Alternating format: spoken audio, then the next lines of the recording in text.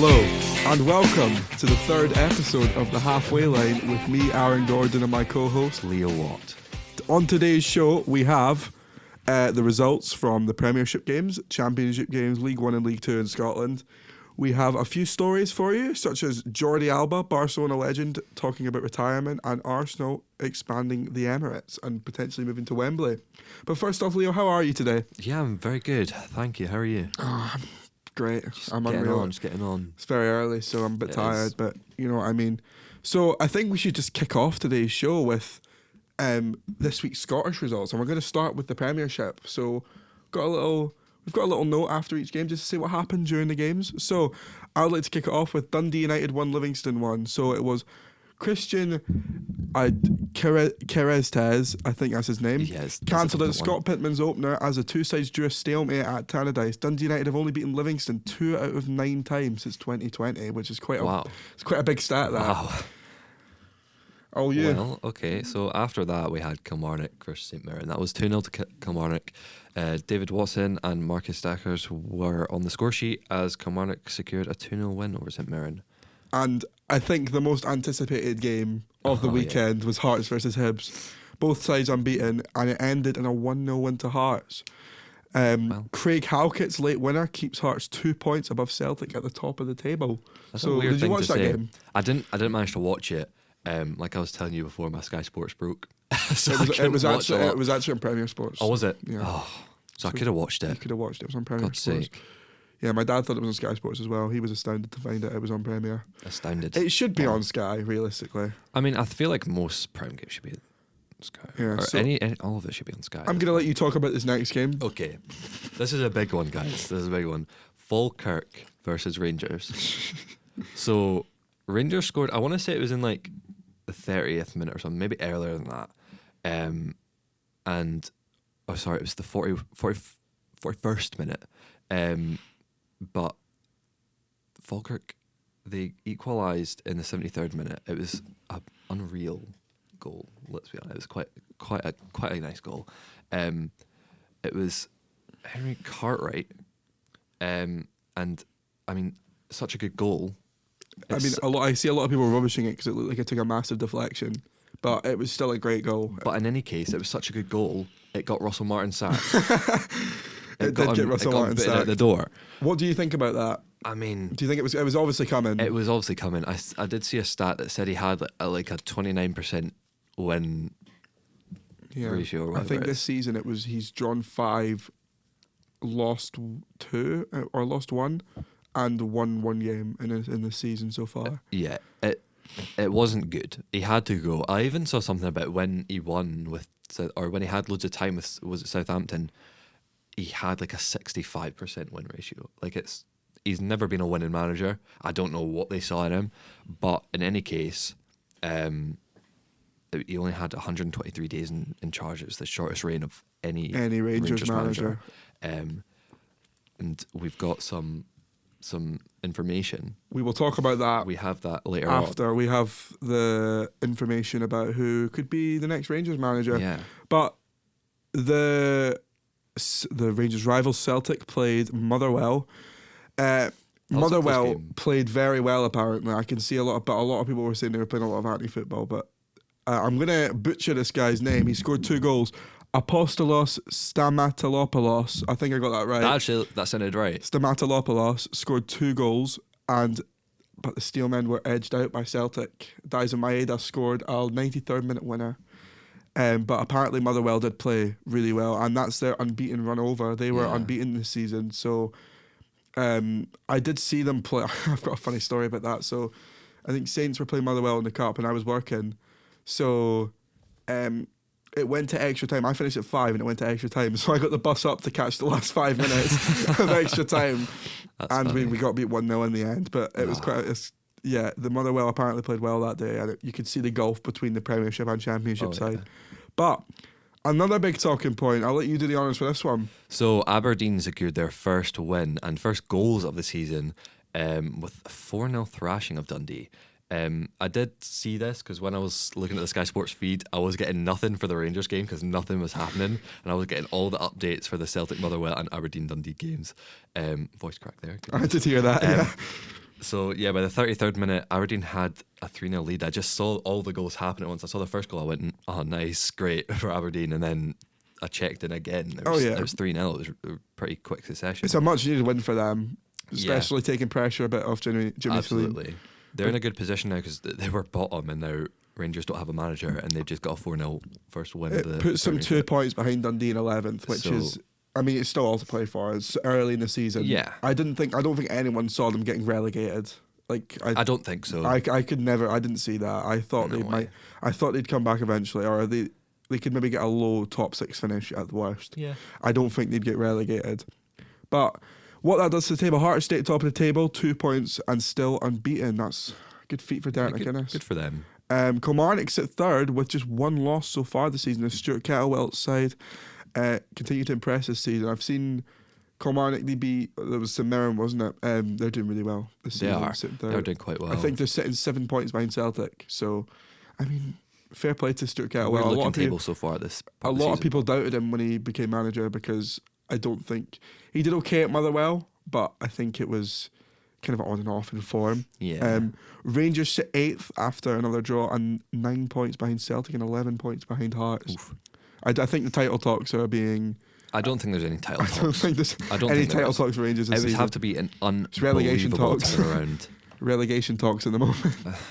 I think if Rangers get relegated, they have to liquidate again. Yeah, honestly. Aberdeen still sit bottom of the table, but that result was much needed to kickstart their season. Yes. So, going to move to the Championship now. I will do this one. I wasn't there, but St Johnstone 0, Ayr United 0. Stalemate, John. Many people I've asked said I didn't miss much at the game. But a lot of people have been overreacting. I mean, I think we're going to get these type of results. We're not going to go unbeaten. Mm-hmm. We're going to get beat eventually. I don't get why people are saying we're going to go unbeaten. But I think 0-0 against Ayr is a good result. But I think if you've still been unbeaten. Yeah, well, and, your airlines. 8 wins out of 10. That's brilliant. Yeah, I think that's a very good place to start. 100%, definitely. And we're 6 points clear of Partick, but they've got a game in hand. So, but we're gonna move to another result. I'll let you do the honours for this one. This is one that actually surprised me. Ross County picked up their first win of the season as well as the Striggies beat Raith Rovers 2-0. For goals from Miller Thompson and Ronan Hale. The Rovers have been up and down in form recently. They have indeed. So have County. Well, many people tipped them for title winners and Saints to finish second, and County are sitting near bottom and we're top. So just make of that what you will. County have signed a lot of quite old and injury-prone players. I think like they've signed Gary Mackay-Stephen. I'm sure you've quite a legend of the game in the SPFL. Used to be quite a skillful player. He still is, but. Just getting on a bit. Definitely. Yeah. Many people. I mean, if you've seen his skill completions, they're incredible. Genuinely, there's one particularly against Saints which always astounds me. But Partick Thistle, Logan Chalmers' early goal wasn't enough to get the 3 points as Arbroath equalised in the second half to continue their impressive start to the season. Pretty much all to say about that. Arbroath, I'm pretty sure. They had a decent start and then they kind of fell. I think they got beat 5-0 by Dunfermline. Yeah. Andrew Torre, that was the week before Dunfermline played Saints. So I think a lot of people were worried about that game. Next game for you? Dunfermline and Queen's Park drew at East End Park in quite an average game of football. Not much to say about that one. I don't know much about that game. I haven't watched the highlight. Just a boring result. Yeah. Airdrie 1, Greenock Morton 2. Airdrie are still looking for their first win of the season as they lost to Morton, who continue to impress under Dougie Imrie. Jackson Longridge's 83rd minute goal secured a 2-1 win for the Ton. Pretty much all. It's a championship. We'll look at the table and just see, because I've got the table up here. So what that does to the championship, Saints at top. On 23 points, Partick's at second on 17. Wraith sit behind Partick on 14 points. Arbroath, as I said, have a good start. They're sitting on 12 in 4th place. Ayr United in 5th. They've drawn, in the last 5 games, drawn 3-1-2, so on a good unbeaten run at the moment. Greenock Morton only won 1 game, but 7 draws and 1 loss. Yeah. Like, it's mental. That was their first win of the season. Against Airdrie. 7 draws. 7 draws. It's crazy, and they're on 10 points. Dunfermline sits 7th. I think a lot of people picked them to do quite well this season, but they've only got 2 wins this season, 4 losses. So, but Queen's Park sit 8th, Ross County sit 9th, and Airdrie sit 10th, just on 3 points from 3 draws. So we will move to League One. So we had East Fife 2, Cove Rangers 0. Hamilton got an impressive win over Inverness in a 3-1 win, because Inverness they're doing well at the moment. Yeah. Peterhead defeating Kelty Hearts 2-1. Stenhousemuir beating Montrose 3-1, and Queen of the South beating Alloa 1-0. And what that does to the table, if anyone's interested, we've got Hamilton sitting top on 17 points. Joining them up there, Stenhousemuir. They're doing quite well. Inverness, yeah, I was going to say on goal difference. I think there's a difference of 7. Yeah, 7. Difference of 7. Inverness and Hamilton sit on the same goal difference of 11. Mm-hmm. So, and only 1 point behind. Only 1 point behind. So they sit on 16 points. Alloa sit on 15. Alloa have always been quite sitting around that kind of League One Championship kind of low. Yeah. So they've always been kind of in about the East Fife doing quite well in 5th. Queen of the South sits 6th. Peterhead 7th, Montrose 8th, Kelty Hearts 9th, and Cove Rangers 10th, which is surprising because they were in the Championship like 2 seasons ago. And they were doing really bad. They've got no wins this season. I know, they've not got any wins. So we will move to League 2 now. Clyde drew 2-2 with East Kilbride. I think East Kilbride, a lot of people thought they'd do better as well. Because, there's a lot of stuff saying about how they spend a lot of money. Oh, right. But they're having quite an average season at the moment. We'll get on the table in a second, but Elgin beating Forfar 2-1. Spartans and Edinburgh City. Have you heard about Edinburgh City? I've not. Edinburgh City started the season with a 15-point deduction. And if they hadn't got that, they'd be sitting 2nd in the league right now. They're doing really well. So they started on minus 15 points. Minus 15 points, and I think they've clawed it back. We'll look at the table in a second. But they beat league leaders, the rivals Spartans, in an Edinburgh derby. What was the reason for the 15-point deduction, do you know? I'm not sure. I'm not completely sure. That's a fairly hefty deduction. I will get on to that next week, and I'll find the reasoning for that. But I think it's financial. Oh, okay. So, or they might have played a player that's out of registration. I'm not sure. Stirling Albion drawing 2-0 with Dumbarton, and finally Annan Athletic beating Stranraer. And it's not far between Stranraer and Annan, so I don't know if it was a derby but yeah. So we'll get onto the table, and I want to see where Edinburgh City are sitting. They're still so they're on 0 points, so they've clawed it back. So Stranraer sit their closest targets to catch is Stranraer on 5 points. So, oh yeah, good cough. Sorry. Scratchy throat, you know. Yeah, I get you. Spartans at top, with 6 wins and 3 losses on 18 points. Yeah. I've not got my glasses. I can't read that low. East Kilbride sit on 15 points in 2nd. So I said they had an average season. I thought they were sitting mid-table. That's my fault. I have some awful takes the last few weeks. I've been still getting rinsed for that Harry Kane one. I know. I've still been getting comments for that as well. I'm still getting comments for that. Clyde sit 3rd. Stirling Albion in 4th. Forfar sit 5th. Annan Athletic sit 6th. Dumbarton are 7th. Elgin are 8th. Stranraer are 9th. And Edinburgh City, as I just said, are 10th. So that's all Scottish stuff this week, but it's not all the Scottish stories. Back to the big news. Russel Martin being sacked from Rangers. What did you think of the way after the game Rangers fans swarmed around his car? I don't think that's on. I think there's every right for the fans to be angry and upset at the club and at Russel Martin for the genuinely horrible season we've had so far. But there's no reason to swarm the car. It's just dangerous. It's just stupid. Oh, definitely. I think they really sat. People were saying it was like a Just Stop Oil protest. Just stop Russell Martin. But I want to ask you, because we've got a debut from the analyst. The analyst. Sorry, my fault. Analysis isn't a word, is it? No.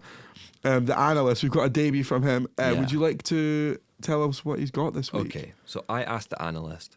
He may or may not have some connections within a few Scottish. Just he's hearing some whispers. What he may or may not have been told was that Steven Gerrard is a potential candidate. So is Danny Roll, with murmurs he'd heard. Nothing concrete as of yet. Well, that's changed. You see that last night? Ex-Rangers boss open to talks over managerial return at Ibrox, and Rangers said they're open to talking to him. So it's very possible, but the analyst had some words about this. Okay. I asked him specifically, who would you have as search manager? He said that among Stevie G or Danny Roll, he thinks that Henrik Rydström would be a better candidate. Oh. The best gettable candidate was what he said. He said that Steven Gerrard and Danny Roll play mid-block styles that consistently fail to break down low blocks in Scotland, whereas Rydström plays a more fluid style of football, which could have more success, but would require good on-the-ball players throughout the team. When I asked him specifically what players would he label as good on-the-ball players for Rangers, he said Tav specifically was the standout. I think he has been good so far this season. He has. He's been a fairly consistent player for Rangers. But he also said Gigan Fernandez, but he says that he sees good players in them and he sees good on-the-ball play, but they have low confidence. And I imagine that's a lot to do with the results and the fact that when they're putting balls in or doing their best, the other players aren't able to compete with that, and they're failing. He also said maybe Chermiti as well, but they've not created enough chances to know that for sure. That's all from the analyst. That's all from the. Thank you very much, analyst. Yes, thank you, analyst. Yeah, I was going to say. So there was an article released last night. It was also Sky Sports News as well. Steven Gerrard, ex-Rangers boss, open to talks over managerial return at Ibrox. Steven Gerrard won the Scottish Premiership title with Rangers in 2021 and is one candidate on the shortlist to replace sacked Russel Martin. Gerrard is currently in Saudi Arabia and would need reassurance that the Rangers project is the right one for him at the stage of his career. So, how would you feel about bringing Steven Gerrard back to the club? I don't think it's the right play. Steven Gerrard did win the league with Rangers when he was there, but I don't think he's going to be able to replicate that. And as far as I'm aware, he didn't win anything else. So I think there's every chance that it does happen. I don't think it's the right play. I absolutely don't. They tried it. It obviously didn't. They didn't see it fit to continue. Where did he end up at Villa? It was Villa he left Rangers for, yeah. And then that obviously didn't go too well. It didn't, no. And then they got Unai Emery, and then, yeah. So I don't think it's the best option. There's plenty of other candidates. I think they were saying Kevin Muscat as well. Kevin Muscat, that was definitely one, yeah. But yeah, so Steven Gerrard, he remained settled with his family in Bahrain, despite no longer being in charge of Al Ettifaq in Saudi Arabia. I don't think he had a great run there either. No. I just don't think he's been able to replicate the success he had at Rangers. But I don't think so. If you want my opinion on this, I don't. It's gonna. Rangers fans need to be patient with Gerrard if they want it to work. I think he needs his own players. There's no way he can do what he could do in 2021 with that team. It's also less about Gerrard at this point. I think that the team is unable to work together, and obviously having someone like Russel Martin, he was clearly not able to get the backing of the players and get them working as a team. It's the egos, I think. The egos are too big and they think it's a one-man team. Yeah. I think they all need to be brought down a peg and just be told, look, you're playing as a team, you're playing for Rangers, you don't need to have all the glory yourself. You want to win as a team and then you get the glory kind of thing, you know? I don't think Gerrard's going to be able to fix that. I do think that it's going to be a long season and that, you know, we're going to have to wait till next season to get a proper fresh start, because I think it's obviously early in the season, but having to get rid of a manager and then getting a new one who's just going to have to deal with the players that they have. And hopefully there's maybe some more changes in the team. I know a lot of people want their Wallet still and Patrick Stewart, but who knows? Who knows what will happen with them? Definitely. So Gerrard came out yesterday afternoon and said he had unfinished business in management and felt like Rangers had been the perfect match when he moved to Glasgow in May 2018. Because obviously he had an incredible one. He won the title with Rangers. He had it was unbeaten.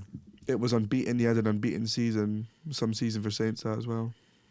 Of course. We knocked you at the cup. Yeah. Do you remember that when? That's what I mean. He didn't really win anything else, so it wasn't. Yeah, well, we won 2 trophies. You won 1, so he had the better season. Exactly. And he still won Manager of the Year. That's still the biggest robbery to this day. I don't think He was that good. Callum Davidson should have won Manager of the Year that year, but instead it was Stevie G. It makes no sense to me. But yeah, that's pretty much all we could talk about. Just until it happens, you know what I mean? Yeah, I'm assuming there'll be more. I mean, you don't want to leave that seat vacant for long, so Definitely they'll probably be clawing as quickly as they can. Oh to yeah, get they'll be in talks candidates in. straight away. Yeah.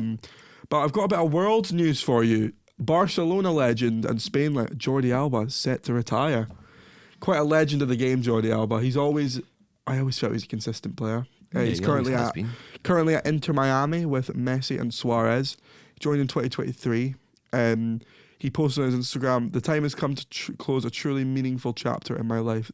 So, do you think it's a weird one? Because Jordi Alba's one of those players who you imagine who's always just there. Yeah, You know he's what one I of mean? those ones that's just been there always. And when you realise he's retiring, you're just like, oh. you feel old. You feel old. You feel old. Definitely. But he was great at Barcelona, always such a consistent player, I thought. But yeah, I don't really know what else to say about that. No, it's sad that he's retiring, but I mean, it's going to come to everyone, you know, and I think we're going to see more and more of it.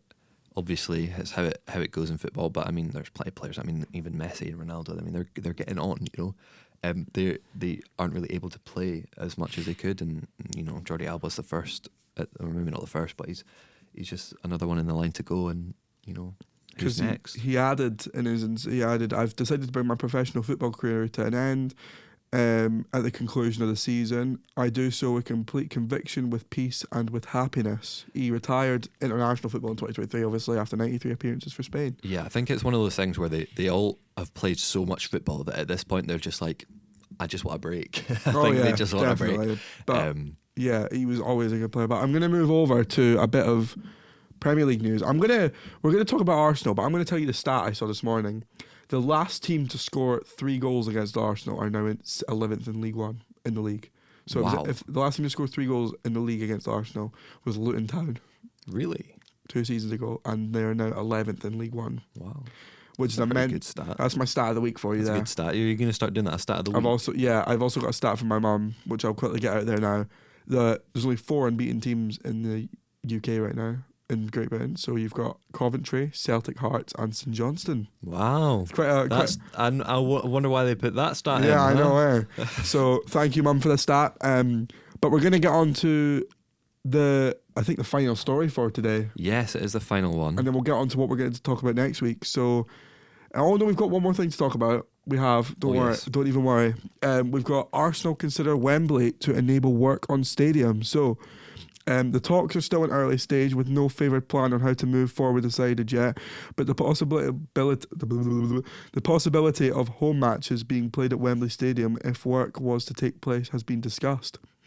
Wembley, obviously quite a new stadium in terms of stadium, because 2006 or 7 it opened? Yeah. Something like that. It holds 60,000 at the moment. And I think they're looking to upgrade it to around 70,000, because I think this is why they didn't want any games played at the. They didn't want any games played there for the Euros, because I think they were obviously talking about expanding it. Yeah. But I saw something this morning, and it's looking like they're going to try and do like a kind of Santiago Bernabeu kind of thing, like putting the pitch on the floor, getting screens around like the top of the stadium. But just like, what do you think? Do you think that'll go all out? Yeah. Do you think that'll be good for Arsenal? I think so. I mean, if they are getting projections that they're going to be able to sell out even more seats, which, I mean, they're a big club, so I think they could. Yeah, I think they sell out all games, and you know they're going to want to be like that. I mean, I think they're at a point now where, I mean, obviously, part of football has kind of always been you want to win, but you're also running the club as a business. And this, really, from a business standpoint, they clearly think it's going to make money and it's going to work. So I don't see why not. If they think it's going to be a better experience, you can get more people in, so that's more ticket profit, even potentially more merch sales. If you can get more people in, sell more food and stuff as well, and you know you can make that experience better for them, then why not? Definitely. I've been to the Emirates before, actually. I don't think I ever told you. I saw Arctic Monkeys at the Emirates. Oh, wow. It was very good, very nice stadium, because seats were very comfy. I'll give them that. It was very comfy seats. I was actually in standing, but like you could go to a seating, but my legs were gone that whole day. I think we'd been walking about all day or something, or the day before. but my legs were gone. But it was still a great experience. But so it still wouldn't be the biggest capacity. They have the 5th biggest stadium in the Premier League. Man United, obviously, 74,000. That's first. Tottenham is second, and then West Ham's at third. So I think it could be good. It will be good for them because they sell out most of their games. I really do think that it's just part of that where they're like, okay, we're selling out all this. We could definitely fit more people in here. Let's just do it. It's obviously a big bit of planning, and it's going to cost a lot of money to get this huge stadium put in or refurbish the current stadium, whatever. But I'm assuming they can see that it's going to be worth the money. Definitely. Well, we're going to talk about Scotland. Obviously, they are playing Greece and Belarus. I could have been going to the Belarus game, but could not get off my work, so bit annoyed at that. But we move. My dad's going. It's my wee brother's first Scotland game. Oh, really? Yeah. I've actually never been to a Scotland game. You've never been to a Scotland game? No, I've not. I almost went with... I have a bunch of friends who went to the Euros, but they ended up not actually going to any games. They just went to Germany to sit in pubs and watch it. That's what we were going to do originally, but we got tickets when we were there, and we went to. I went to the Switzerland game and the Hungary game. Yeah. So I was sat in the Switzerland end for the Switzerland game, but you know what? That was the thing. The Switzerland fans were like the fans over there were so nice. Yeah. Like even the Germany fans were all lovely. I think that's mostly what you get. It's quite volatile in Scottish football and maybe English football between rival clubs, but in international football, I think it's normally fairly. It depends if it's England though. That's true. Yeah. So that's true. Do you think Scotland have got a big... Obviously, I've got a stat for you here. So Steve Clarke is overtaking Craig Brown's... he will overtake his managed games in charge of 72. Really? He'll overtake Craig Brown. Okay. So do you think that Steve Clarke has done... Do you think he could carry Scotland to the 2026 World Cup? You know what? I saw a video on YouTube about this. Scotland have been playing good football. They have been playing good football. It hasn't always paid off, but you can see that it's working, and the players really are working well as a team. I really do think that although Steve Clarke gets a bit of stick for the performance in the Euros and really performances against a lot of teams that Scotland should be beating, I think he is really getting to implement his style, and it is starting to get somewhere. So yeah, I think it'd be really, really good. I think there's definitely a chance that Scotland managed to qualify. There's obviously no way Scotland are going to win the World Cup, but the thing that it'll be great for Scotland to qualify. It'd be a big confidence boost for the team. I think it's just a great place to be able to say, you know what, we're actually competing at that level, and we've actually gotten to there. I mean, I don't even know the last time Scotland was able to qualify. So I believe it was. Oh, don't do this to me. I know my dad. If my dad's listening, he's shouting at me right now through the phone. You know what? So we're rolling again. It was 1990. Wow. Okay. So yeah, it's been decades. It's been decades. I mean, it's been like 30 odd years. Wait, was it not? What was it? 1986. Was it not? There was one year we played Brazil in the opening game and it ended 2-1 to Brazil. Oh. I think it was France, 1990, or maybe in a different year. Don't shout at me, please. I wasn't there. I wasn't born. Yeah, we were discussing it in Germany, and I remember my dad saying that there was loads of people through it in France. It was very similar to Germany, but yeah, no, you had to ask that question, didn't you? You just put me on the spot. It's fine. It's fine. We got the stat. We got the stat. Yeah, it would be an incredible feat for Steve Clarke and for Scotland as a whole if they can qualify. And I think there's a very good chance that they do qualify, to be quite honest. You've got a good generation of young players. You've got obviously, the Hearts boy. What's his name? I'll get back to that. You've got Ben Doak. Ben Doak, of course. He's the talk of the town. Ben Doak, definitely. You've got, I think, Fletcher Boyd from Aberdeen. He's quite a young player. He's making it into the first team. Yeah, and I mean, obviously you've got your mate. I mean, you've got Scott McTominay there just doing... James Wilson. Sorry. It came into my head. James Wilson, that's his name. He's had a few Scotland call-ups. Yeah. Already at, 18 years old. So he's a good player. The thing is he gonna get played? That's the question. He might just have. He's gonna improve over the next few years. I hope he Yeah. doesn't. I hope he doesn't leave Hearts for like a Premier League or Championship club, because it just ruins development. You know You what I mean? I think if you go at that stage, if you go early in your career, like when you're like 14, 15, 16, it's good for your career if you're going to try and break up to the first team. But Yeah. see if you're moving at like 18 when you're getting good first teams if you're getting first team games for Hearts, I don't think he should Yeah, move, don't because he's move. just going to get benched in the Anywhere Premier. else. He's going to get benched, or even worse, reserved. Yeah. Yeah. So there's no point from it. But yeah, I think Steve Clark, if he qualified for the World Cup, it would be huge. I can see a lot of people still wanting him out though. I can see that, but I really do think he's. I mean, I can't believe I'm about to say this after some performances, but I do think he's the right man for the job at the moment. I do think that his style's starting to work, and what he's worked on with the players over the the last few years, it's really starting to come together. Definitely. But that's all from us this week. We're going to tell you what's coming up next week. So we got Scotland taking on Belarus and Greece, and the international break. There's not really much else on. Championship, League 1 and League 2 for Scotland.